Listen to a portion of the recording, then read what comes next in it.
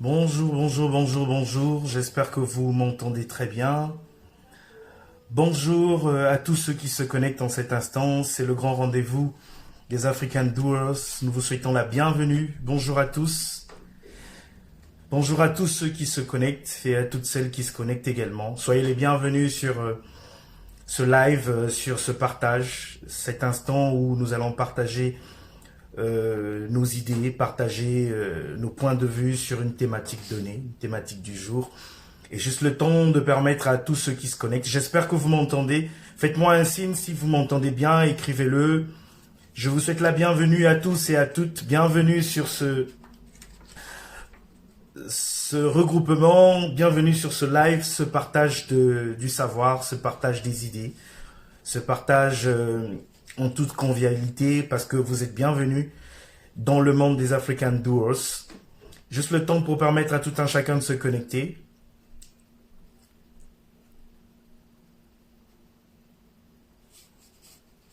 Il est 15h30, nous sommes à l'heure et nous vous souhaitons déjà la bienvenue à tous ceux qui sont là avec nous. Bienvenue sur ce live. Effectivement, je suis Marvin Loti Lutonadio. Pour ceux qui ne me connaissent pas et pour ceux qui n'ont pas pu suivre le premier live que nous avons eu, le premier live inauguratif que nous avons eu avec le professeur Rachid, le docteur Rachid Oumlil. Bienvenue sur ce second live. C'est ce live que nous allons tous passer ensemble avec un invité qui va être là avec nous dans quelques minutes. Un invité avec lequel nous allons discuter sur la thématique du jour et vous pourriez également... Voilà. Pachydermite, il dit qu'après un premier démarrage en force, on ne pouvait pas manquer ce rendez-vous. Merci beaucoup. Bienvenue encore, je vous souhaite la bienvenue, je ne cesse de le dire. Partagez la vidéo, pourquoi pas, afin que nous soyons nombreux, afin de discuter sur cette thématique. Voilà, notre invité est là. Juste avant de le prendre, je vais vous souhaiter la bienvenue et vous expliquer comment est-ce que les African Doers, cette idée, cette plateforme est née. Effectivement, les African Doers, c'est 5 jeunes du continent africain, 5 jeunes issus également pour certains qui ont qui ont un pied au sein de la diaspora, un pied sur le continent africain, qui ont décidé pourquoi ce qu'on ne pouvait pas se réunir, mettre à profit les forces que nous avons autour de nous à travers nos médias, afin de parler des thématiques, afin d'inviter les djinns fils d'Afrique, afin d'inviter les frères et les sœurs, ceux qui ont à cœur une expérience, afin de partager avec tout le monde, discuter et pourquoi pas faire clore des idées qui vont permettre aux décideurs africains, qui vont nous permettre d'aller de l'avant et d'être utiles pour le continent africain. Soyez les bienvenus encore, je suis Marvin Loti Lutonadio de Congo Café Magazine. Autour de moi, j'ai Vénitia Guino de Tropic Magazine, j'ai Regina Oumi Sambou de Afrique Culturelle, qui est un magazine également. Vous avez Joe Ital qui est là avec nous également, dirige la plateforme Je Consomme Africain. Et nous avons notre confrère Tadjeu Fanjob qui est du côté de la France avec le journal, le média Kamita Mag. Donc je vous salue déjà. Je vais prendre notre invité du jour et le temps pour nous de lui permettre de se connecter, nous allons revenir. Je vais vous présenter également la thématique du jour et nous allons discuter tous ensemble et vous pourrez écrire, laisser vos idées, vos questions, pourquoi pas. Voilà, je vais le prendre. Voilà. Je vais juste accepter la demande. Je pense que c'est fait. Bienvenue. Bonjour, Willy Miabatoussa, est-ce que tu m'entends bien? Ouais, est-ce que moi, on m'entend ou pas? Moi, je t'entends. Je ne sais pas si les abonnés nous entendent. Essayez de nous l'écrire également. Est-ce que vous nous entendez bien? Que vous m'entendez? Ouais, je pense qu'ils nous entendent parce que ça passe. Bienvenue en tout cas, je te remercie. Je ne sais pas si on peut se tutoyer, hein? Il n'y a pas de formalisme, hein? D'accord. Bienvenue sur ce live. Tu es notre deuxième invité, il faut le dire. Ce deuxième invité qui nous vient en force autour d'une thématique qui va nous aider également à comprendre pas mal de choses. Donc, nous avons choisi la thématique le nation branding comme étant un levier de développement pour l'Afrique après le Covid-19. c'est une question pour nous de voir comment est-ce qu'on peut utiliser le nation branding, qui est un mélange tant on va dire, une sorte de marketing, une sorte de communication autour de l'Afrique, autour de ce qui fait la force de l'Afrique. Tu seras mieux placé pour nous expliquer un peu en détail et un peu ce qui va avec. Mais d'entrée de jeu, est-ce que tu sais te présenter un peu auprès de nos abonnés, en quelques lignes, nous dire un peu qui est Willy Miabatoussa? Alors, quelques lignes. Donc, je suis Willy Miawatusa, je suis d'origine congolaise. Je suis consultant en marketing.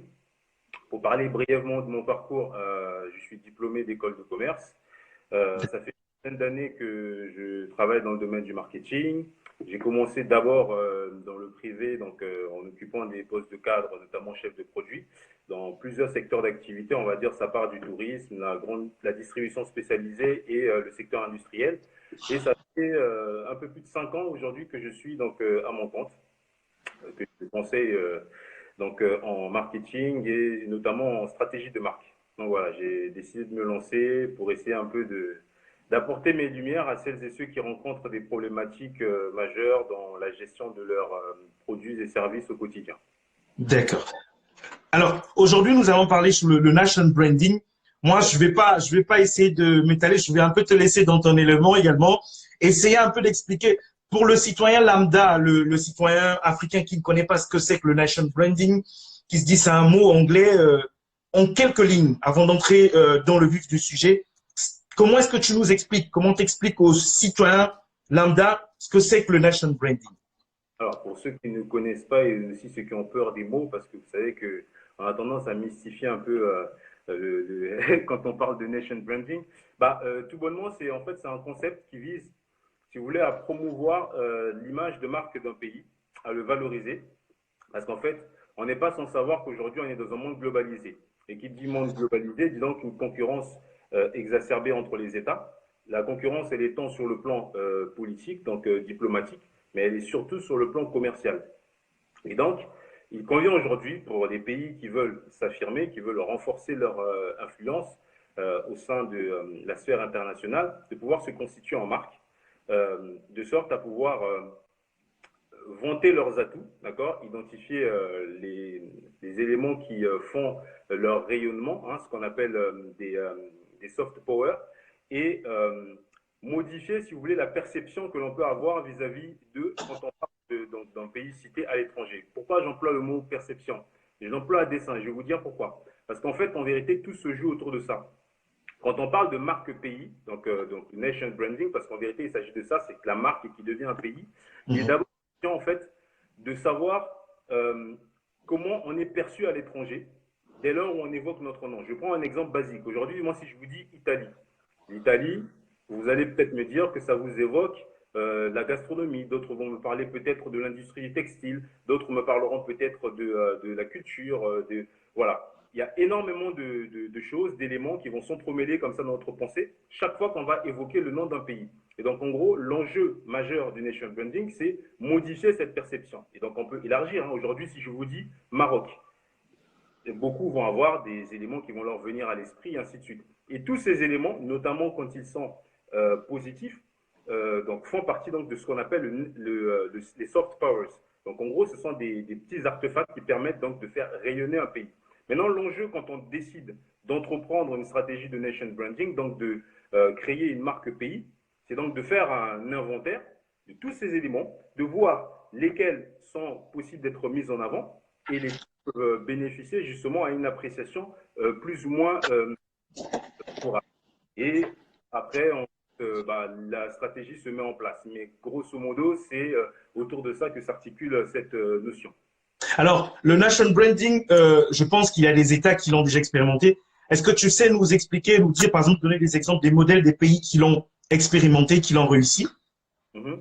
Alors, le nation branding, il est utilisé de par le monde et il est même utilisé depuis très longtemps parce qu'en fait, en vérité, parfois on met des mots sur des actions. Il y en a qui l'utilisent sans forcément le revendiquer parce qu'ils ont déjà, comment dire, une notoriété qui leur permet de ne pas trop fournir d'efforts en ce sens.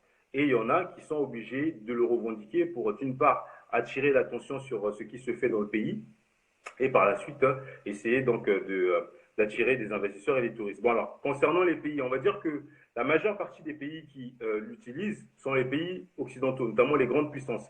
Après, c'est vrai que depuis un certain nombre d'années, on a des pays émergents qui eux aussi ont emboîté le pas justement à ces puissances. Et dans les pays émergents, on a même aussi un pays africain, à savoir l'Afrique du Sud. Donc on va parler de celui-là, puisque c'est quand même ce qui nous intéresse. L'Afrique du Sud, on connaît tous l'histoire de ce pays, hein, cher à Nelson Mandela, et à nous autres aussi africains. Donc il y a toujours une symbolique qui entoure ce pays. Et donc les autorités de l'Afrique du Sud, depuis un certain nombre d'années, ils ont mis en place une agence qu'ils ont baptisée Brand South Africa.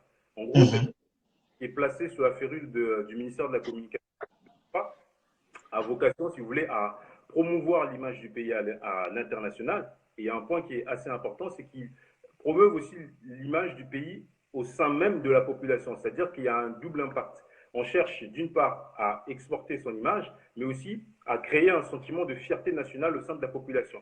Parce que c'est vrai qu'une marque pays ne prend du poids que si le projet est suivi par les populations. Donc la singularité justement de la Brand South Africa est celle-là, c'est-à-dire que on promeut l'image du pays à l'étranger, mais sur le plan national, il y a un gros travail qui est fait dans l'accès déjà de ce projet et surtout dans l'incitation vis-à-vis de la population de pouvoir embrasser cette dynamique. Et donc, comment s'articule notamment ce projet de Brand South Africa? C'est qu'en gros, ils ont mis une sorte de comité de pilotage qui va être composé d'une part d'acteurs du secteur privé, voilà, et par la suite les représentants du secteur public. Pourquoi le secteur privé? Parce qu'on part tout simplement du principe que le nation branding n'est pas une stratégie politique, même si l'implémentation part du sommet, mais elle se doit d'être inclusive. Pourquoi? Parce que ceux qui créent de la richesse, ce sont les entreprises. Ceux qui sont en contact avec la clientèle, au contact du terrain, ce sont les entreprises. Donc, c'est forcément eux qui ont vocation à apporter un regard, on va dire, objectif, concret et cohérent dans ce genre de stratégie. Après, sur l'Afrique, il y a aussi d'autres pays qui essaient eux aussi de s'emparer de cette question parce que on se rend compte que peut-être aussi la mondialisation faisant, parce que la concurrence, comme vous le savez, elle est quand même assez féroce entre les États, que beaucoup s'emparent de cette question et veulent eux aussi revendiquer une part un peu de soft power, donc d'énergie de soi. Et on a par exemple un pays comme le Maroc aussi qui depuis un certain temps initie un certain nombre de réflexions sur la manière de modéliser, de créer une marque Maroc, sachant que le pays a déjà un avantage, c'est qu'il joue d'un capital sympathie assez important. Et donc, il y a des choses qui sont en train de se mettre en place comme ça, via aussi le leadership du roi du Maroc, qui ne ménage aucun effort. On peut le voir ça et là pour porter justement l'économie marocaine dans le pays et surtout aussi à travers le reste du continent. Et un exemple un peu plus récent sur le continent aussi africain et qui est très pertinent et très ambitieux, c'est celui de la Côte d'Ivoire qui récemment a initié un programme qu'ils ont baptisé Sublime Côte d'Ivoire. Sublime Côte d'Ivoire, le nom en dit long sur les ambitions du pays, vise en fait globalement à doper le secteur touristique en Côte d'Ivoire. Donc en gros, l'ambition qu'il se fixe de manière concrète et spécifique, c'est de faire passer la Côte d'Ivoire, qui est hors du top 10 à l'heure actuelle, à la minimum à la 5e place, parmi les pays les plus attractifs en Afrique. Donc ça, c'est un projet très ambitieux et mais la machine est déjà en route parce qu'il y a une stratégie. Mais moi, j'ai envie de dire, les pays africains, ok, là, tu nous poses des exemples qui sont concrets, mais on sait également que la majorité des pays africains ont des problèmes, ont des difficultés. Là, nous sommes en face du Covid. Certains pays bénéficient déjà de l'aide de la Banque mondiale, vont devoir faire face à de bonnes mesures après le Covid. Sur quoi est-ce que la majorité des pays africains pourront se baser pour mettre en place, mettre en œuvre le nation branding?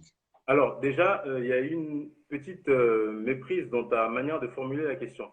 Tu ne peux pas aujourd'hui parler de nation branding de manière collective. Pourquoi? Parce que la stratégie est sectorielle, donc elle est faite selon les pays qui ont naturellement leur singularité, leur réalité et aussi le niveau de développement.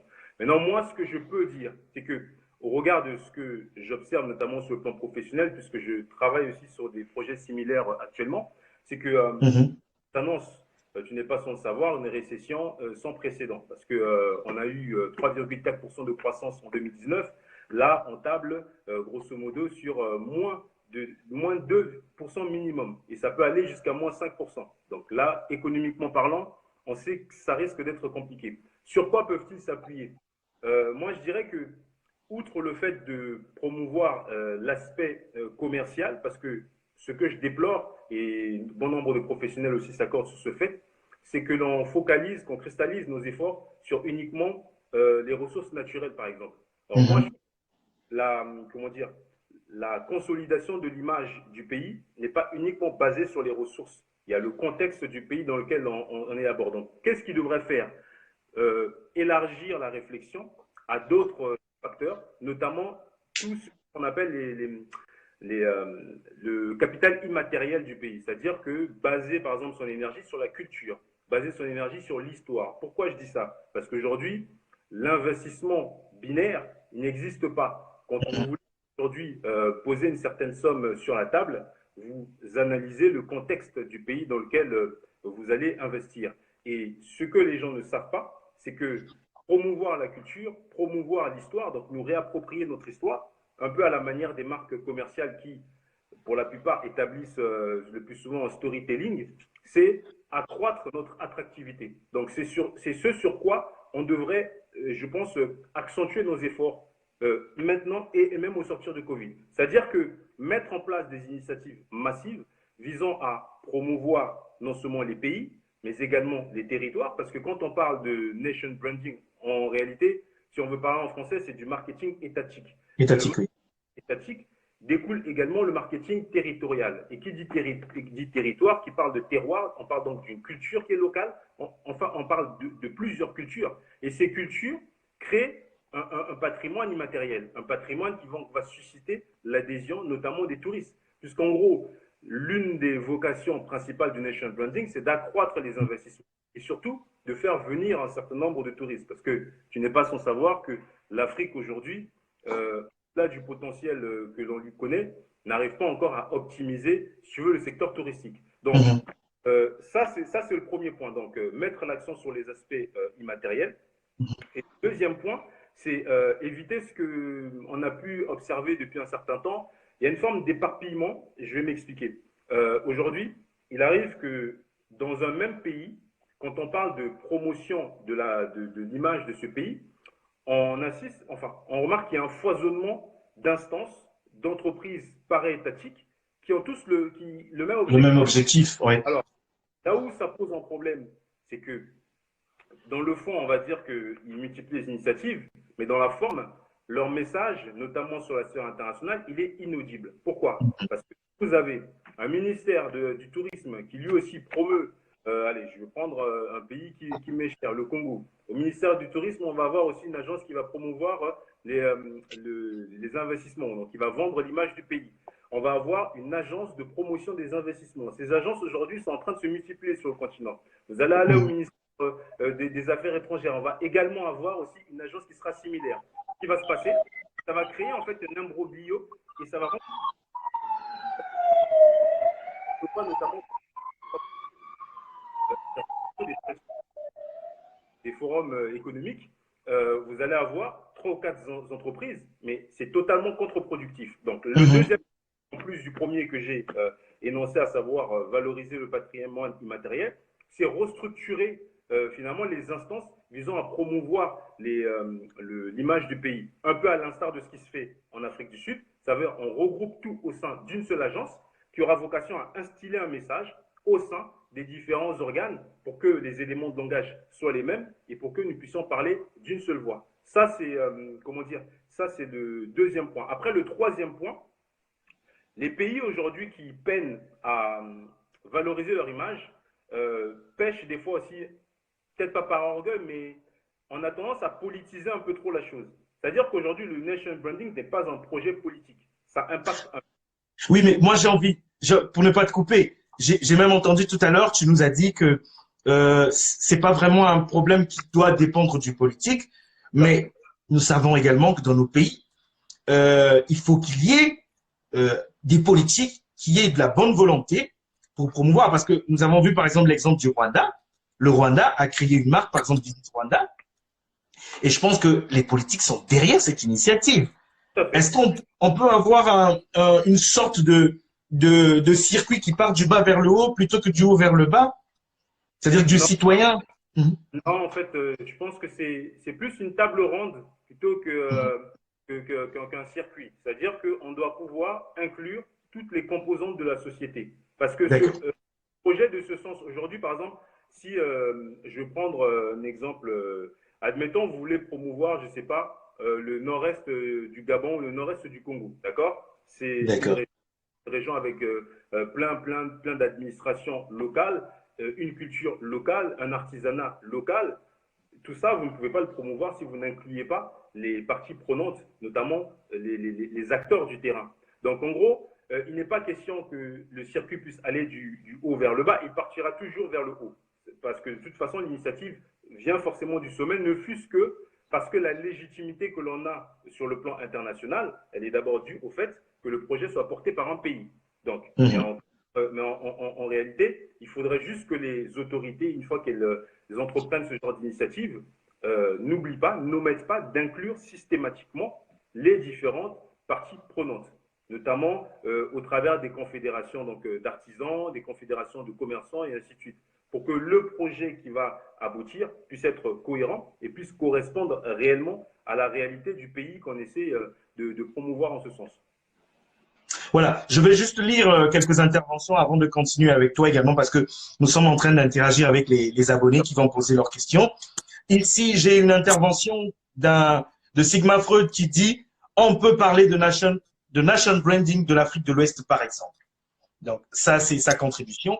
Et nous avons le docteur Rachid. Bonjour, docteur Rachid. Il était avec nous lors de Oui, oui. c'était notre invité qui dit je pense qu'on peut parler e-continent branding, car le branding a commencé par un produit, puis entreprise, puis city branding pour aller vers la nation branding. Donc, ça, c'est sa contribution. Et j'ai également le docteur Oumlil qui dit toujours que le tourisme peut aussi être une attraction des investisseurs. Le Exact. Rwanda, Maïbo qui dit le Rwanda bénéficie de toutes les aides du monde. Les aides de leur plan de développement sont impeccables et l'implication est réelle, ce qui n'est pas le cas pour tous les pays. Là, je suis d'accord. Et j'ai une question également. Ici, on me dit quels sont les acteurs. Juste un instant. Alors, je perds un peu le fil. Voilà. J'ai une question ici où on me dit alors, quels sont les acteurs à intégrer dans un projet de nation branding concrètement? Bah, Voilà. des hommes d'affaires, d'accord? Bon, déjà, de toute façon, on a les ministères, parce qu'en gros, Mhm, euh, quand on parle de vendre son image à l'international, il y a grosso modo 2 à 3 ministères qui rentrent en ligne de compte. Déjà celui des affaires étrangères, parce que l'image du pays est vendue aussi par la voie diplomatique. Donc on a ce ministère d'une part. On a le ministère généralement des Finances, puisque c'est de là que découle celui de la promotion des investissements, et mhm. le ministère de la Communication. Après, selon la configuration de chaque pays, ils peuvent élargir. Hein. Là, je schématise sur une base basique. Après, par la suite, on a donc les acteurs du secteur privé. Et les acteurs du secteur privé, naturellement, on ne va pas aller les piocher comme ça de manière aléatoire dehors. Non. Celles qui sont regroupées déjà au sein d'instances d'entreprises, donc les confédérations quelconques, la chambre de commerce et ainsi de suite, notamment aussi et de manière plus cohérente les acteurs qui sont rentables quand même, donc qui ont réussi déjà à faire leur preuve en ce sens, pour qu'ils puissent justement faire part justement de leurs réflexions par la suite. Après, on intègre aussi les publicitaires locaux, parce qu'aujourd'hui, le nation branding, au-delà de toutes les stratégies dont on parle, il y a aussi une question de communication. Ce n'est pas que une question, mais il y a aussi une grosse part de communication à l'intérieur. Donc, inclure aussi des communicants locaux, ça peut être pas mal, parce qu'une fois que la communication est mise en place, ceux qui sont capables de concevoir un produit ad hoc et qui correspondent à notre réalité sont ceux-là. Donc après, il n'y a pas de table ronde fixe en tant que telle. Ça, c'est une configuration schématique en se basant sur ceux qui interviennent de manière courante au projet. Maintenant, chaque pays, en fonction de ses besoins, en fonction de sa réalité, va l'élargir. Après, si tu permets, je voudrais juste revenir sur le tourisme, parce que pour moi, effectivement, le docteur avait raison. c'est l'un des facteurs sur lesquels il faut mettre beaucoup l'accent, même si on le voit que tous les pays ne sont pas logés à la même enseigne et que, notamment, on a encore du mal à voir se multiplier, notamment les infrastructures touristiques. Mais c'est véritablement un aspect, d'accord, qui, pour moi, dans le potentiel, est incommensurable. Parce que si je peux me permettre de rebondir sur l'année qui s'est écoulée, bon, 2019, chiffres. Mais quand on voit par exemple 2018, on a eu 67 millions de touristes qui sont venus visiter l'Afrique. D'accord? C'est des chiffres qui peuvent paraître intéressants. Sauf que quand on les prend en comparaison avec un pays comme la France, qui tient quand même le haut du pavé sur le plan touristique, on s'aperçoit que la France, qui est donc un pays, against un continent, a engrangé 89 millions de touristes. Donc tu vois le gap qu'il y a encore à combler et surtout le potentiel justement que l'on pourrait développer en ce sens. Voilà. Donc, alors, je vais juste prendre également une intervention avant de continuer. Ici, j'ai un abonné qui nous dit, alors, Moi, je ne vois pas les questions, non. je pense que tu ne les vois pas. Alors, j'ai une abonnée ici qui dit, en termes d'éléments immatériels, les appellations d'origine protégée, les produits locaux protégés, sont ceux qui sont en compte dans. Elle pose la question si les produits locaux protégés sont ceux qui sont pris en compte dans le nation branding. Est-ce qu'on Alors, est. oui, ça rentre en compte. Mais en fait, si vous voulez, ça va prendre son sens. Plus le pays comment dire, jouit d'une bonne réputation, les appellations vont gagner en crédibilité. C'est-à-dire qu'en fait, c'est l'effet inverse. Mais oui, effectivement, ça va rentrer en ligne de compte. Parce qu'aujourd'hui, par exemple, un pays qui est bien classé, parce qu'il y a un point que je n'ai pas évoqué, qui est celui des classements, parce que chaque année, si tu veux, il y a des classements qui sont établis par énormément de cabinets, hein, notamment spécialisés. Voilà, il y a le Dune Business, mais alors le Dune Business, lui, c'est vraiment business au sens large. Mais moi, j'aimerais qu'on se focalise, par exemple, sur ceux qui font exclusivement de la stratégie de marque, d'accord? Donc, du branding. On a, par exemple, un cabinet Future Brands et on a aussi un cabinet britannique Brand Finance. Brand Finance, par exemple, lui, il a une singularité, c'est que chaque année, il va établir un classement des 100 marques pays, d'accord? Sur la base d'éléments en fait qui vont prendre en compte plusieurs choses. L'attractivité de ce pays vis-à-vis des touristes, l'attractivité vis-à-vis des investisseurs, le niveau de ses exportations et aussi par la suite aussi la qualité de la main-d'œuvre locale. Et tout ça, ça va donc lui permettre, donc cette conjonction d'éléments va lui permettre donc d'établir une valorisation. Donc on va adosser certaines sommes à certains pays. Déjà, dans le dernier classement, notamment en 2019, il n'y a que deux pays qui sont dans le top 50 et encore ils sont dans les 44e, je crois, pour le Nigeria et 49e pour l'Afrique du Sud, justement. Et donc, plus le pays gagne en crédibilité, plus, par exemple, les appellations, les labels et autres vont gagner aussi en crédibilité. Donc, ce sont des choses qui sont intimement liées. Donc, voilà, c'était pour répondre à sa question. Voilà. Moi, je vais te poser une question, celle de savoir comment est-ce que la majorité des pays, on va rentrer, je vais prendre les questions pêle-mêle avant de prendre également les intervenants. Alors, la diaspora africaine, en quoi est-ce qu'elle pourrait être utile pour un nation branding? La diaspora africaine peut être utile à bien des égards. En fait, en vérité, on ne peut pas dissocier la diaspora africaine du nation branding. Pourquoi? Parce que qui parle d'image parle forcément d'ambassadeurs. Et la diaspora, les gens de la diaspora font partie justement des ambassadeurs de leur pays respectifs. Après, comment peuvent-ils être utiles à une stratégie de nation branding? Là, maintenant, encore une fois, c'est un travail conjoint. On est toujours sur cette notion d'inclusion, notamment au travers des représentations diplomatiques. La plupart des pays que je t'ai cités précédemment, qui eux établissent continuellement une stratégie de nation branding, ont mis en place justement des structures au sein des instances diplomatiques pour travailler de concert avec les diasporas. Parce que, naturellement, une personne qui est en France depuis 30 ans mais qui ne participe pas aux événements de sa communauté ne sera d'aucun impact. Non. Mais pour eux, le travail, encore une fois, il doit partir du politique, qui lui doit prendre langue avec les associations, notamment de diaspora. Donc là aussi, ça soulève une question. La capacité de certaines diasporas à se regrouper en entités homogènes de manière à pouvoir accompagner des projets inclusifs. Et par la Mhm. suite, mettre en place donc des activités culturelles et commerciales, pourquoi pas, au sein de ces pays dans lesquels ils sont établis, de sorte à ce que ils puissent être, si vous voulez, dans la continuité de la stratégie qui est initiée au sein même du pays.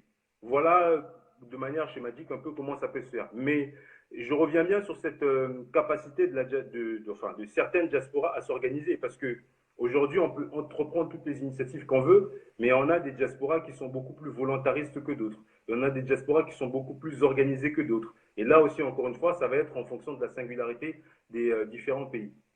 Voilà. Alors, parlons un peu du Made in. Le Made in. On en parle un peu trop sur le continent africain, le Made in. Comment est-ce qu'on peut s'en servir pour mettre sur pied un nation branding, Alors, selon certains pays, bien sûr.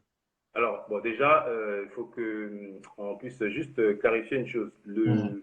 Le Made in et le Nation Branding sont étroitement liés, mais comment dire, c'est plus le Made in qui a besoin du Nation Branding pour gagner en efficacité, en Une authenticité. efficacité. Et pourquoi? Parce que le nation branding, je l'ai dit, a vocation à doper les exportations, d'accord? Parce qu'on voit les rentrées d'investissements directs étrangers, mais il y a aussi un impact assez considérable sur les exportations. Donc naturellement, plus les efforts que le pays met en place portent leurs fruits, plus les marques émanant de certains pays Mhm. gagnent en poids. Mais après, si je peux me permettre d'avoir une analyse un peu objective. Mhm. Aujourd'hui, quand on parle de Made in, au-delà du fait de valoriser le pays, donc le niveau de fabrication et tout le reste, je dirais qu'on est un peu loin du compte. Pourquoi? Parce que malheureusement, il y a des éléments qui sont liés à la configuration même de notre continent qui ne permettent pas à nos marques, notamment locales, d'émerger. Je vais prendre un principe tout simple. Quand on voit les échanges interafricains, aujourd'hui, Mhm. entre un Gabonais qui lance deux ou trois initiatives novatrices, hein, intelligentes et tout ce qui va avec, mais il aura énormément de mal à les couler sur le reste du continent. Pourquoi? Parce que l'intégration régionale aujourd'hui est encore une chimère. Le commerce intra-africain, on est en dessous de 20%, d'accord, des transactions commerciales. Donc ça, déjà, ce sont des barrières, d'accord. Ce qui veut dire qu'on ne peut pas, on peut pas parler parce que j'ai vu qu'il y a un intervenant qui écrit, est-ce qu'on peut parler du continent branding? Donc, on peut pas parler du continent branding, Non, d'autant plus qu'on a en face de nous une intégration régionale ou sous-régionale qui est encore, parler de branding, ça c'est compliqué parce que ce n'est pas comme si en fait chaque pays était un département. Si on Mhm. était un État fédéraliste comme les États-Unis, là ce serait un peu différent. Mais là, on est encore des États-nations pour l'heure et les choses se font quand même de manière un peu parcellaire. Mais après, Mhm. faut savoir aussi que donc prôner le made in pour prôner le made in est contre-productif. Quand on prône ce genre de label, c'est déjà, il faut qu'il soit porteur de valeur. Mais est-ce qu'aujourd'hui, les produits que nous produisons de manière locale ont cette valeur ajoutée? La réponse est non. Et là, je ne suis pas dans un idéalisme, mais je suis dans des faits objectifs. C'est en En cela quoi que est-ce que pour toi, en quoi est-ce que pour toi ces produits ne sont pas porteurs? En quoi? Sur quel élément te bases-tu en fait? non, quand je parle de porteur, je parle en fait de l'expansion de ces produits déjà au travers des frontières. Parce qu'aujourd'hui, Mhm. les entrepreneurs africains, du fait justement déjà de barrières douanières qui sont encore rédhibitoires et freinent donc l'expansion des produits, n'arrivent pas, je voulais, à générer des échanges qui font non seulement gagner sur le plan commercial, mais en même temps aussi en termes de crédibilité. Parce que je vois difficilement des marques qui arrivent à s'exporter hors des frontières quand elles n'ont même pas réussi à asseoir leur notoriété au sein même du continent. Donc, Mhm. c'est pour ça que si tu me permets une petite parenthèse, que moi, je suis de ceux qui applaudissent le projet de la ZLEC, qui a vu le jour l'année dernière et qui, Oui, sur le continent africain, oui. sur le papier, du moins de lever 90% des barrières douanières. Mais déjà, si on lève cette barrière, 90%, c'est énorme, parce qu'on parle quand même d'un marché de 1,2 milliard d'habitants.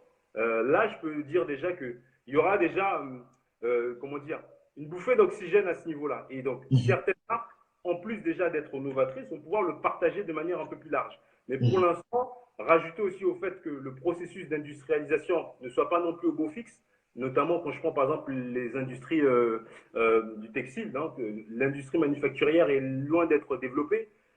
On est encore loin du compte. Après, je suis optimiste, hein, puisque de toute façon, les initiatives sont légion, les entrepreneurs redoublent comment ça s'appelle, déjà d'ingéniosité, mais après, les barrières, les freins justement à ce développement sont beaucoup plus euh, encore, elles sont encore prégnantes, on va dire.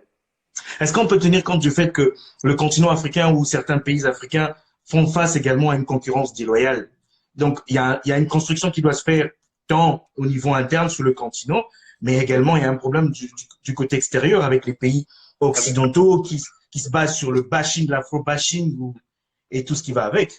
alors, le point que tu soulèves, il est important et ça rejoint ce que je viens d'évoquer avant, à savoir déjà la question des barrières douanières. Parce qu'aujourd'hui, un produit occidental a beaucoup plus de facilité à pénétrer déjà. Donc, il y a une forme d'iniquité finalement dans le business, à pénétrer le marché africain, un produit africain, à pénétrer un autre marché africain. Donc, ça déjà, c'est un premier point. Après, le deuxième point, effectivement, l'afro-bashing en tant que tel est un élément aussi à prendre en considération et qui, de toute façon, pour moi, ne fait que confirmer la nécessité de pouvoir construire en fait des identités fortes pour chaque pays. Parce que les identités fortes vont déjà peut-être permettre à certains pays de gommer une image des fois qu'ils traînent depuis des années. Aujourd'hui, on a des pays comment dire, qui sont sur le chemin du développement, mais qui ont malheureusement pour eux hérité d'une histoire néfaste, soit parce qu'il y a eu des guerres, soit parce qu'il y a eu un coup d'État, et ce, il y a plus d'une vingtaine d'années.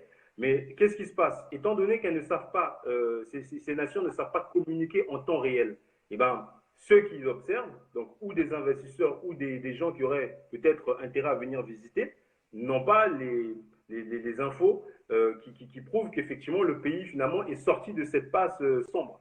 Et voilà. Après, oui, effectivement, cette injustice, elle est présente, hein, il ne faut pas l'ignorer, mais l'afro-bashing, justement, ben, il prend aussi son sens dans le nation branding, c'est-à-dire on valorise nos atouts et on met nos plus beaux atouts, quoi. En avant, oui. Je vais prendre également les interventions des abonnés toujours qui sont avec nous. Ici, je vois Sigma Freud qui dit, peut-on parler de nation branding quand on n'a pas d'industrie? Pour moi, je ne pense pas. Donc, il pose une question et il donne son point de vue. Il dit que pour lui, Ah, il ne pense pas. je peux répondre? Mais vas-y, vas-y. Alors, il a raison dans ce qu'il dit. Mais après, il faut juste aussi ne pas oublier que chaque pays n'est pas logé à la même enseigne. Chaque pays n'a pas le même niveau de développement. D'ailleurs, la preuve, quand on voit les différents classements, qu'il s'agisse par exemple du Doing Business par rapport à l'amélioration du climat des affaires, bah, tous les pays n'ont pas forcément le même classement. Et même quand je reviens sur le classement du Brand Finance pour les marques pays, on a vu par exemple dans le top 50, tu as deux pays qui sont à l'intérieur. Au-delà du top 50, tu as d'autres pays qui essayent de gagner en visibilité, en crédibilité. Mais chacun, en fait, a son avancée. Aujourd'hui, le Congo, bah, à bien des égards, ne sera pas logé à la même enseigne, par exemple, que l'Éthiopie. Pour bien des aspects, ne fût-ce que parce que bah, sur l'Éthiopie aujourd'hui, par exemple, en matière de textile, devient une sorte d'usine. Il y a un certain avantage à ce niveau-là. Et aussi par rapport à sa flotte aérienne, qui est aussi un élément de soft power. Parce qu'aujourd'hui, quand on parle de l'Éthiopie, systématiquement, on parle de Ethiopian, la compagnie aérienne. Donc après, oui, on peut en parler dans la mesure où chaque pays a sa réalité. Après, il faut juste éviter de penser de manière globale. Parce que pour l'heure, il est difficile de penser de manière globale parce que il faut prendre en compte les singularités des uns et des autres. Mhm. Alors, je vais prendre également une autre question. Donc, j'ai un intervenant, Kamita Magazine, qui dit, revenons sur le lien Made in et Nation Branding. Un entrepreneur doit-il par avance songer à l'évolution de son produit local vers le nation branding lorsqu'il lance son Made in? Alors, déjà, ce n'est pas l'entrepreneur qui travaille sur le nation branding en tant que tel. Le nation branding, c'est une initiative étatique. Mais le branding va forcément avoir un effet de levier sur lui. Mais l'entrepreneur, ce qui permet à l'entreprise de s'exporter, outre comment dire, le classement du pays, une stratégie cohérente et agressive arrive à s'exporter. Après, ça va se jouer au cas par cas. Donc oui, l'entrepreneur n'a pas besoin du nation branding pour avancer. Mais ce que je soulignais tout à l'heure, c'est que le nation branding aura un impact surtout si la stratégie est réussie. Mais l'entrepreneur, ce qui va faire sa singularité, ce qui va lui permettre de s'exporter, de gagner en visibilité et en crédibilité, bah, c'est sa stratégie. Parce qu'on pourrait aussi se poser une autre question quand on parle de Made in.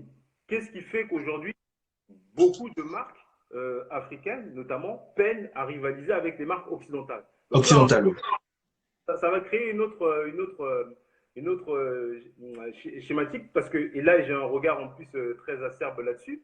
Donc voilà, on peut continuer comme ça de débattre, mais toujours ne pas oublier que l'entrepreneur, c'est un élément, un maillon de la chaîne, mais il n'a pas besoin du nation branding pour avancer. En revanche, le nation branding aura vocation à l'emporter justement dans son sillage si jamais la stratégie s'avère positive. Alors, j'ai Pachydermique qui dit effectivement je crois qu'il appuie une de tes interventions, qui dit pour appuyer, on peut prendre l'exemple sur la Tchéquie ivoirien, dont la Chine est le premier exportateur. Oui, Effectivement. ça c'est un exemple. Et, oui. Alors, depuis un certain moment, nous avons assisté sur le continent africain la naissance des forums, des grands forums. Je pense qu'ils ont eu également pour mission de vendre l'image de certains pays. Nous avons eu également des forums au Gabon, nous avons eu au Congo-Brazzaville. C'est ça. Au Certains final, dans l'organisation. oui, au final, dans l'organisation, nous avons essayé d'avoir un aperçu d'une chose bien organisée. Nous avons vu Monsieur Hatchias, par exemple, qui est arrivé au Gabon, qui a organisé le forum gabonais. Mais dans le fond, est-ce que ces forums portent vraiment un fruit ou ce n'est qu'une question de politique, de communication politique, à vrai dire? J'ai pas envie de, comment dire, d'avoir un regard un peu trop acerbe sur certains de mes confrères. Mais moi, ce que je vais dire, de manière totalement objective et Objectif. cartésienne, euh, les forums, pour moi, n'ont de sens que si tous les éléments sont réunis. Parce que pour moi, comment dire, une vraie marque pays ne se mesure pas à la force, à la floraison des forums dans Le son forum, pays. effectivement. Elle se résume aux éléments que j'ai identifiés, que j'ai eu à citer au tout début de mon propos. Précédemment, oui. Voilà. Or, il s'avère dans certains pays que beaucoup vont focaliser leurs efforts en fait en matière de communication sur la promotion des investissements et vont baser leurs atouts uniquement sur les ressources premières, les matières premières, et vont mésestimer les autres éléments que moi j'ai eu à citer tout à l'heure. Donc, Mm.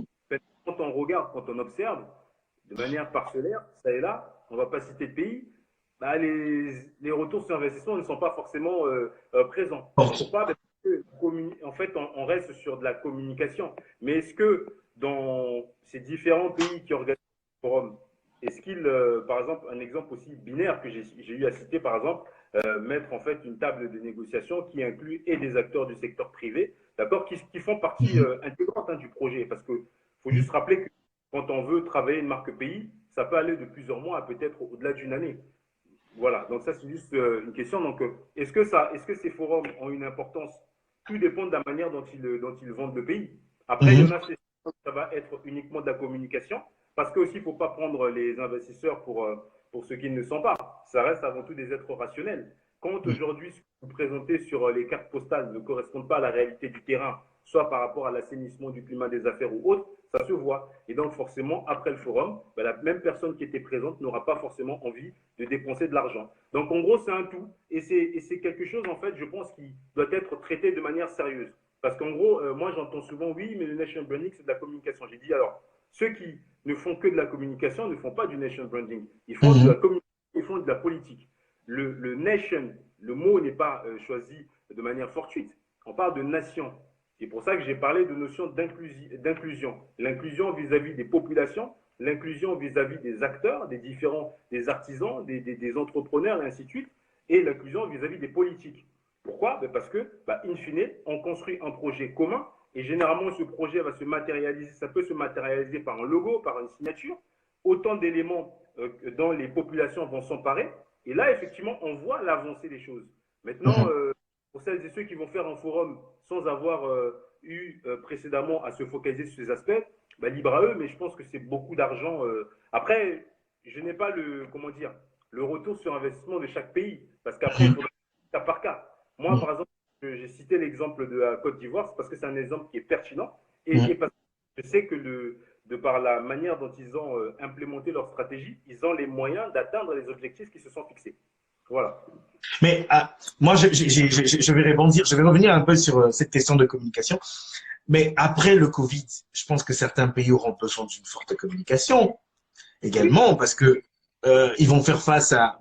Je ne vais pas prêcher dans du faux pour dire que certains pays vont être au plus bas de leur santé économique, mais il va falloir quand même travailler sur une communication afin d'attirer les investisseurs sur le continent. et il ne faut pas que ce soit que de la communication. La D'accord. communication doit être corrélée à des actes sur le terrain. Vous ne pouvez pas aujourd'hui inciter, par exemple, des touristes à venir si en termes d'infrastructures touristiques, vous n'avez pas avancé, si en Mhm. termes, par exemple, puisqu'on est sur ce domaine d'allègement au niveau administratif, vous n'avez pas avancé. On parlait tout à l'heure du cas du Rwanda. Le Rwanda a levé énormément d'interdiction de visa pour un certain nombre de populations, de nationalités qui viennent visiter le pays. Et là, le retour sur investissement, il a été direct, puisque là, sur l'année 2019, ils sont à 40% quasiment de contribution au PIB du tourisme. D'accord. Donc, il y a eu une envolée de plus de 10 à 15%. Donc, ça, c'est des exemples concrets. Communiquer, oui, mais la communication doit nécessairement être corrélée à des actions sur le terrain. Parce que de toute façon, c'est vérifiable. Voilà. Parlons un peu du petit entrepreneur, des marques locales également. Comment est-ce qu'elles pourront tirer profit de l'après-Covid-19 au cas où certains pays décidaient de mettre en place une politique de national branding? On parle un peu de ce Je vais revenir sur ce que je te disais tout à l'heure, c'est que en réalité, les entrepreneurs n'ont pas besoin d'abord de cette stratégie. national branding. Ce qui convient de dire, c'est comment les entreprises, les marques locales doivent amender ou pas leur stratégie. Parce que Mhm, aujourd'hui, moi, par exemple, j'organise continuellement des ateliers, donc des formations par rapport à la stratégie de marque. Et j'ai beaucoup d'Africains à l'intérieur. Donc, avant ou après Covid, la problématique reste la même. Par exemple, moi, ce que je peux te dire à titre objectif, je dirais que euh, certains doivent réellement s'approprier les fondamentaux de la stratégie de marque en tant que telle. de C'est-à-dire marque, oui. qu'aujourd'hui, ce qu'on remarque chez certains Africains, c'est que avant la stratégie, avant la réflexion, on a d'abord une forme d'optimisme qui est le plus souvent béat. Moi, je Mhm, suis totalement d'accord avec ça. Et je suis même de ceux qui fustigent, ceux qui promeuvent justement cet optimisme béat. Ce que je dis, c'est que les entreprises, les marques locales doivent savoir se vendre, doivent savoir attirer le regard. Et comment attirer le regard? Eh bien, faut se pencher sur des aspects que l'on néglige bien trop souvent, notamment aujourd'hui. Je prends des exemples tout simples. On a des gens qui vont créer, par exemple, des marques ou dans le textile ou dans l'agroalimentaire, mais qui vont se baser uniquement sur les aspects commerciaux. mhm, Aujourd'hui, il faut savoir que vous soyez une marque africaine, que vous soyez une marque asiatique, une marque américaine, la problématique elle va rester la même. À savoir que vous êtes une marque parmi tant d'autres. Mais ce qui va vous permettre de vous distinguer, c'est le message que vous allez porter. C'est mhm, le lien émotionnel que vous allez créer entre vous, votre marque et les consommateurs. Et ça, est-ce que beaucoup d'entrepreneurs arrivent à le faire? Je ne sais pas, mais non, au cas par cas, selon les entreprises, ça diffère. Mais c'est vrai qu'il y a surtout un délaissement de cette notion de lien émotionnel. Parce qu'aujourd'hui, les gens ne se rendent même pas compte que quand on a créé un produit, une fois qu'on a établi les caractéristiques techniques du produit ou quoi que ce soit, pour peu que l'on arrive à capter le mental d'une personne, même si elle se trouve en Chine, tout de suite, elle devient un prescripteur et un ambassadeur de notre produit. Donc moi, je mhm, pense que ça doit se faire à ce niveau-là. mhm, Comment les entreprises africaines peuvent aujourd'hui réussir à toucher les esprits autrement qu'en essayant de focaliser leur discours uniquement sur les aspects techniques. Parce qu'en mhm, réalité, je vais juste souligner un petit point. Les marques africaines aujourd'hui, il y en a plein qui se créent. Mais est-ce que tu sais qu'aujourd'hui, par semaine, il y a des millions de marques qui se créent. Et toutes ces marques viennent en fait avec comment dire, avec des spécificités qui sont notoires, qu'on a déjà vues. Donc en gros, moi, si tu me poses la question de manière objective, je dirais qu'elles doivent savoir établir, créer ces communautés et surtout, elles doivent savoir innover. Si tu lances juste tout simplement un téléphone, c'est un téléphone parmi des millions. On a des entrepreneurs qui lancent des produits qui sont novateurs. Par Mais moi, exemple, tous ceux. Donc, parlons du téléphone, je vais prendre l'exemple. Tous ces jeunes qui ont créé des téléphones sur le continent africain, est-ce que ça a été innovateur? Est-ce que ça a été Non, porteur? ben, je n'ai rien contre lui, mais Mhm, nous, on a eu un entrepreneur qui a lancé un mhm, produit. mhm, Le produit a été porté au pinacle par les autorités et ainsi de suite. Sauf que j'ai eu des connaissances communes qui m'ont présenté le produit. Mais sauf que moi, mon regard de professionnel, il était acerbe. Je leur ai dit, écoutez, moi, je suis à cheval entre l'Afrique et l'Europe et je travaille dans les marques. Il a lancé un mhm, produit, c'est bien. Mais la question que je pose, quelle est la plus-value de ce produit sur un marché qui est déjà saturé? Donc, mhm, en fait, tu as la réponse, si tu veux, à la question que tu viens de poser. C'est-à-dire que comment dire, la seule échappatoire des marques africaines, elle se résume peut-être en trois éléments. Un, établir le lien émotionnel. mhm, Deux, savoir innover. Donc, mhm, trois, avoir une plus-value. S'il n'y a pas ces mhm, trois questions, vous aurez beau créer, on aura beau revendiquer une africanité ou je ne sais quoi, ça ne changera rien. De toute façon, les faits sont là pour le démontrer. D'ailleurs, le cas que je viens de citer, à titre d'illustration, il est là. Les téléphones, on n'en entend plus parler. Et ouais, l'entrepreneur, pour ma part aussi, je ne le vois plus. Et pourquoi? Mais parce que, in fine, quand tu prends un téléphone, à l'heure où aujourd'hui les smartphones redoublent d'ingéniosité ou quoi que ce soit, eh ben, à moins d'avoir peut-être ce petit plus qui fait que je vais abandonner la marque à la pomme pour aller prendre celui-ci, c'est très compliqué de devoir faire adhérer des gens à ce concept. Et ça, beaucoup d'entrepreneurs ne comprennent pas ça encore assez, je pense. d'accord. Je vais prendre la question de Africulturel également, notre consoeur qui pose la question de savoir le développement du tourisme d'affaires contribue-t-il au nation branding ou ça reste juste de la communication? Ah non, Et, il contribue énormément parce que plus vous avez de gens qui veulent venir dans votre pays, ça veut dire que plus votre pays est attrayant et donc, in fine, par conséquent, il a beaucoup plus de poids sur la scène internationale. Donc ça contribue clairement. C'est même dans la continuité, quoi. Mhm. Et j'ai également Joël Okemba qui dit comment exploiter, juste un instant, je vais prendre cette question, comment exploiter la culture pour améliorer son nation branding? Je pense qu'on a un peu évoqué cette question dans le début. Et j'ai également un abonné qui dit malgré le manque.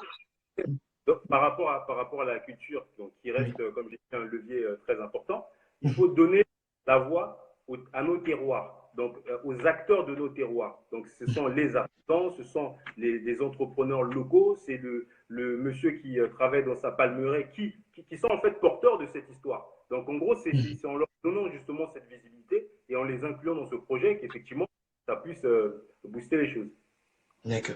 Et j'ai Scene Consulting qui dit malgré le manque de plus-value, les initiatives sont bonnes et locales. Donc, pourquoi pas? Voilà. On va prendre le docteur Rachid qui nous dit, je pense qu'après le Covid, de nouvelles variables et composantes des capitaux, des capitaux matériels et immatériels entreront en jeu, chose qui influence les marques et par conséquent les nation branding. Donc ça, c'est une contribution du professeur Oumlil.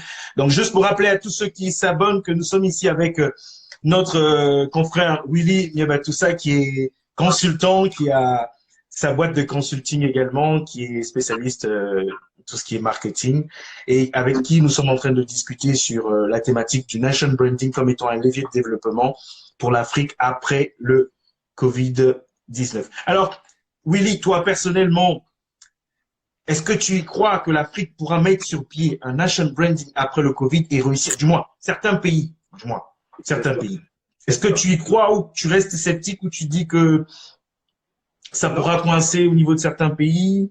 non, parce qu'il y a des pays qui sont beaucoup plus pragmatiques que d'autres. D'accord. C'est de le constater, mais oui, et qui ambitionnent justement à faire de grandes choses. L'Afrique du Sud, le Kenya, le Nigeria, le Maroc, la Côte d'Ivoire, le Sénégal, sont autant de pays qui ont des ambitions. Après, j'en ai oublié d'autres. Hein. Le Rwanda, par exemple, qu'on a eu à citer. Alors, juste par exemple, quand on parle du Rwanda, et en fait, quand on voit la force du nation branding, j'ai dit tout à l'heure Mhm. que c'était gagné en, comment dire, en image de marque. L'image de marque était embellie. Mais ça fait aussi gagner en influence. Parce que la guerre que se livre, elle est tant commerciale que politique.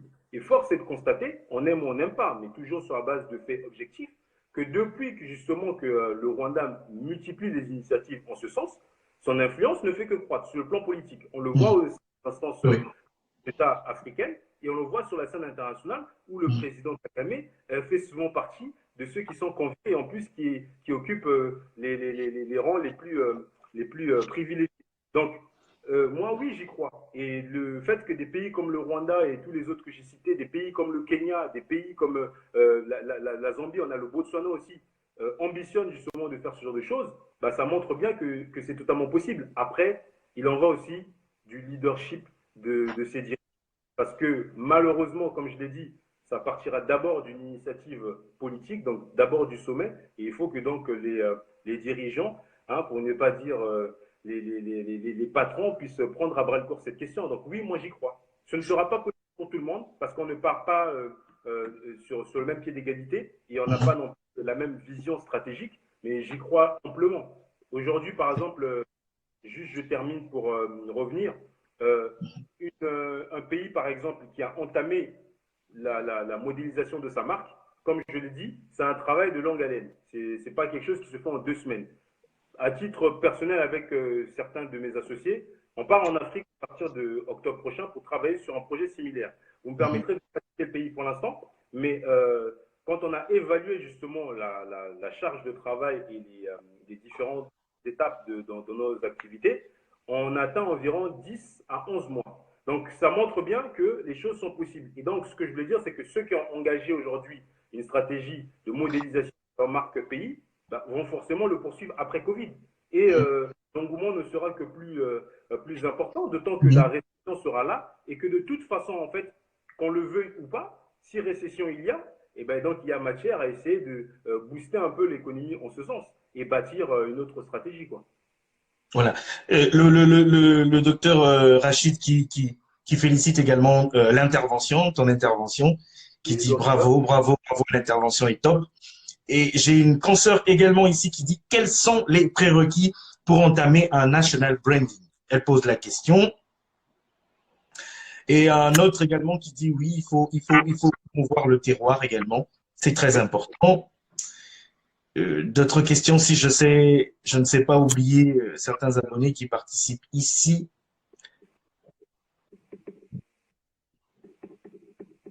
Alors, il y a Jen qui dit pour les transactions commerciales, elles sont limitées uniquement par la monnaie. Est-ce qu'elles sont limitées par la monnaie, par exemple, concernant les transactions commerciales? Pas forcément. Ouais.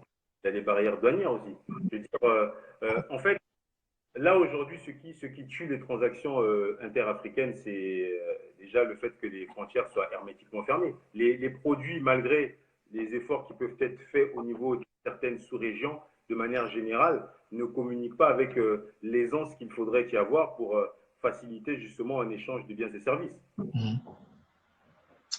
Et j'ai également Maskedia qui dit il y a un pays dont on parle peu, qui utilise très bien le national branding, c'est le Tchad, grâce à un partenariat avec l'Office du tourisme tchadien et le FC Metz Football qui a boosté le tourisme du Tchad. Oui, effectivement, Maskedia, notre intervenant l'a dit également, c'est l'un des points importants pour qu'un pays puisse mettre en place le national branding. Je pense que c'est un point essentiel et le Tchad, effectivement, on en parle peu. Là aussi, peut-être que c'est dans la communication. Je pense qu'il est très important que le pays communique parce que certains également communiquent. Il faut communiquer bien, mais il ne faut pas que communiquer. Et ça, c'est un point qui rejoint la question que tu as posée tout à l'heure, le foisonnement de forums dans certains pays qui communiquent, mais qui, dans les faits, vont se retrouver en déficit de stratégie par la suite. Donc voilà. Après, oui, le Tchad, effectivement, on met en place pas mal d'initiatives. Maintenant, il faut voir ce que ça va donner pour les différentes années. Mais c'est vrai qu'il y a du travail et il y a matière à réfléchir là-dessus. En fait, moi, par exemple, personnellement, je pense que cette réflexion sur la construction des marques pays devrait être même portée au sein des instances de l'Union africaine. C'est-à-dire qu'on devrait justement instiller ce message de sorte à ce que déjà chaque pays, notamment ceux qui en ont les moyens et l'ambition, puisse déjà commencer à bâtir. On va être coupé un instant parce que je pense qu'on a un peu dépassé, mais on va revenir. Juste le temps pour nous de terminer ici et on va revenir avec toi. Je te reprends. Tout à fait. Voilà, j'espère que vous êtes là, que vous êtes nombreux également.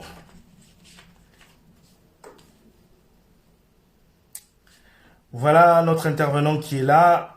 Désolé, nous avons été interrompus comme d'habitude. C'est pas évident d'avoir des lives de plus d'une heure et je vais juste reprendre notre intervenant.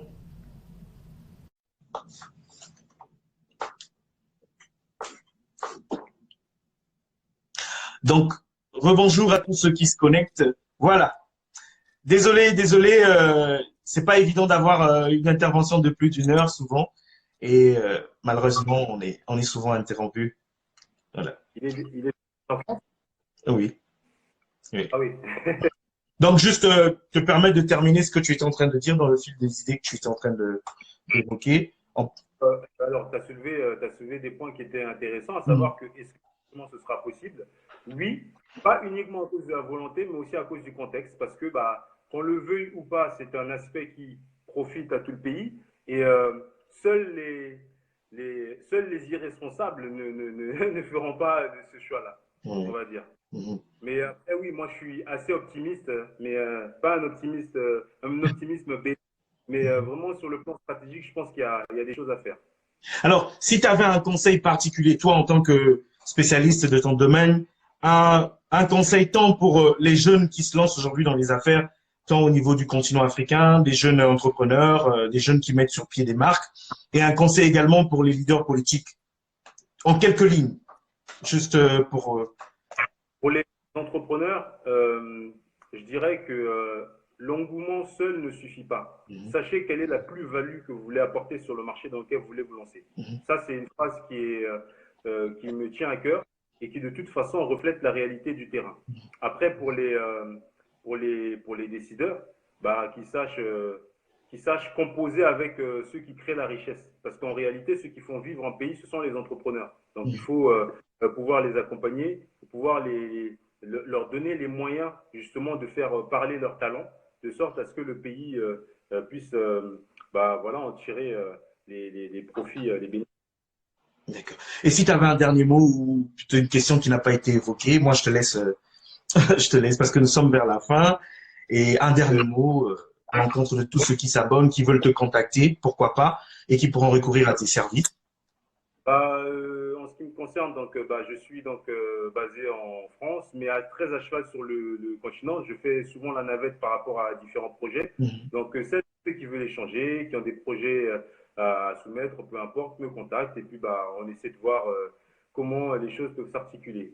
Et je suis disponible, je pense, sur tous les médias à la mode en ce moment, donc il n'y a pas de problème. Juste une dernière question, je pense que celle-là, on peut la prendre. Une dernière Oui. question. Le docteur Rachid dit comment est-ce que le numérique peut influencer le nation branding, surtout qu'on assiste aujourd'hui à l'émergence du digital branding. Numérique, il a tout son, comment dire, tout son apport. En fait, il est dans sa capacité à permettre justement le transfert d'informations. Mhm. Parce qu'aujourd'hui, euh, le web 2.0, il a emmené quand même certaines habitudes. Il a Mhm. décloisonné les avis. Aujourd'hui, quand on veut investir quelque part, on va d'abord se rabattre sur ce qui se dit. C'est pour ça que les classements ont leur rôle. Quand on veut acheter un produit, on va aller chercher ce que d'autres personnes ont eu à avoir comme expérience. Et le numérique est ce support qui permet justement de faciliter et ce transfert d'informations et cette accumulation d'éléments. Donc moi, je pense que c'est quelque chose qui est totalement indissociable, quoi. D'accord. En tout cas, merci beaucoup, Willy, de nous avoir permis de t'avoir sur ce live, d'avoir partagé avec nous. Euh, Il y a même un abonné qui a dit 1 heure. Oui, oui. oui, alors, juste, je termine. Moi. J'avais aussi des remerciements à vous adresser à vous quatre, les quatre médias, et à vous six, parce que vous êtes un peu plus nombreux que ça, pour l'initiative. La période que le continent traverse en ce moment est une période qui n'est pas, elle est morose, Mhm. mais il faut être optimiste. Et je pense que ce genre d'initiative, la convergence des énergies comme ça, ne peuvent que être d'un d'un bon apport. Après, effectivement, il faut continuer, il faut poursuivre. Et voilà, c'est comme ça que l'Afrique aussi se construit, parce que on m'a dit un seul doigt ne peut pas laver le visage. Donc, Effectivement. Sur doigt et continuons cette initiative. Tout à fait vrai. Et il y a même un abonné qui a dit 1 heure s'est écoulée sans que personne ne le sente, en tout cas. Il dit bravo, effectivement. C'était là. C'est la magie un peu de ces lives, mais c'est aussi une façon de dire à tous les abonnés que euh, ce n'est pas la fin, ce n'est qu'un début. On vous laisse sur la soif parce que il y a beaucoup d'intervenants, mais vous pouvez écrire également à notre intervenant qui est Willy Niabatoussa qui est là.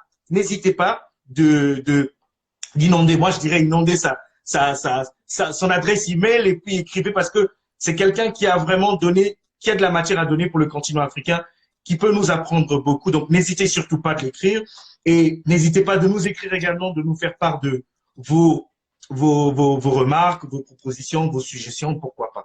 Moi je te dis déjà merci beaucoup au nom de mes autres confrères et de mes consoeurs. Merci beaucoup d'avoir été avec nous.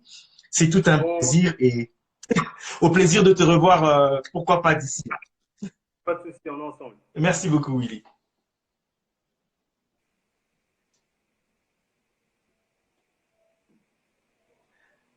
Alors, il faut juste que tu te déconnectes. Voilà. Hop, bye. Au revoir. Alors, nous sommes arrivés à la fin de ce live, ce second live. Je pense que vous avez aimé. Nous avons commencé à 15h30 comme d'habitude. Nous avons été à l'heure. N'hésitez surtout pas de nous écrire, de nous faire part de vos propositions, comme je l'ai dit précédemment, de vos suggestions. Écrivez-nous. Nous sommes là. Je pense que c'est un projet qui réunit mes confrères. Je parle de Tadjeu Fanjob qui est en France, qui est à la tête de Kamita Mag, de Joe Ital qui est à la tête de Je consomme africain, de Regina Oumisambou qui est à la tête de Afrique culturelle, de ma consoeur également, Vénitia Guino, qui est à la tête de Tropic Magazine, et moi également, qui fait partie qui suis à la tête de Congo Café Magazine. Nous avons pensé qu'il était utile de partager avec vous les expériences, partager avec vous également le vécu de certaines personnes qui ont une expérience à nous faire découvrir, pourquoi pas, et d'évoquer des thématiques qui sont utiles pour le continent africain. Nous aimons tant ce continent africain et nous pensons que nous pouvons être le changement de ce continent. Moi, je vais terminer juste sur cette petite citation de Nelson Mandela qui dit « Une vision qui ne découle pas, une action qui ne découle pas d'une vision, c'est du temps perdu. Une vision qui ne s'accompagne d'action n'est qu'un rêve. Une vision suivie d'une action peut changer. » C'est Nelson Mandela qui le dit. Et sur cette citation, moi, je vous dis à très bientôt pour le samedi prochain. Vous aurez des surprises. Je ne serai pas seul également. Certains lives seront également réalisés par ma consoeur Joe Ital que vous allez découvrir et qui va faire également un grand travail, qui fait partie de cette équipe. N'hésitez surtout pas de nous écrire. D'ici là, je vous souhaite un excellent week-end. Prenez soin de vous. Pour ceux qui sont au sein de la diaspora ou sur le continent africain, protégez-vous, protégez également les vôtres. On vous aime énormément et on se dit à très bientôt pour un nouveau live. Au revoir.